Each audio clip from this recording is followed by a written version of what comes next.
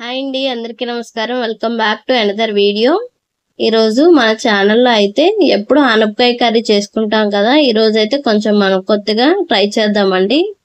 So ఇప్పుడు నేను ఈ కర్రీకి ఏమేమి కావాలనేది చెప్తాను. ముందుగా అయితే నేను ఒక ఆనియన్, అలాగే పోపు దినుసులు, అలాగే కరివేపాకు కూడా బాగా ఫ్రై చేసుకున్నాను. అలాగే నేను ముందుగానే ఆనపకాయలు కట్ చేసుకొని బాగా క్లీన్ చేసుకొని చిన్న ముక్కలుగా కట్ చేసుకున్నానండి. సో ఇప్పుడు నేనైతే అవి బాగా వేగిన తర్వాత ఆనపకాయ ముక్కలు అనేది వేసుకొని బాగా నేను మగ్గించుకున్నాను.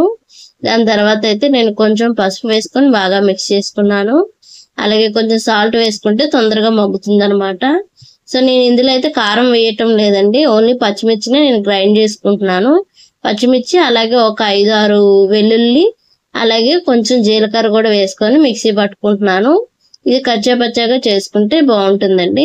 సో ఇందులో మనం కారం వేసుకోం కాబట్టి నేనైతే పచ్చిమిర్చిది మొత్తం పేస్ట్ అయితే వేసుకొని బాగా మిక్స్ చేసుకుంటున్నాను. సో ఇప్పుడు నేనైతే ఒక లోట పాలు అయితే నేను వేసుకుంటున్నానండి, చిక్కటి పాలు వేసుకుంటున్నాను. మళ్ళీ ఎక్కడ నేనైతే వాటర్ అనేది యాడ్ చేయటం లేదు. సో ఈ పాలని వేసిన తర్వాత మనకి తగినంత సాల్ట్ అయితే వేసుకొని బాగా అయితే మిక్స్ చేసుకొని బాగా మగ్గించుకోవాలండి. ఈ కర్రీ అనేది కొంచెం చిక్కగా ఉంటే బాగుంటుంది తినడానికి. పాలు అనేది చిక్కగా అయిపోయిన తర్వాత దగ్గర పడుతుంది కదా. సో నేను చూపిస్తున్న విధంగా అయితే ఈ విధంగా అయితే చాలా బాగుందండి, మీరు కూడా ట్రై చేయండి.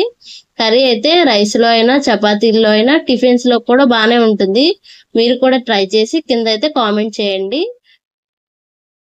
అలాగే మీలో ఎంతమంది అయితే ఇలా ట్రై చేశారో కూడా కింద కామెంట్ చేయండి.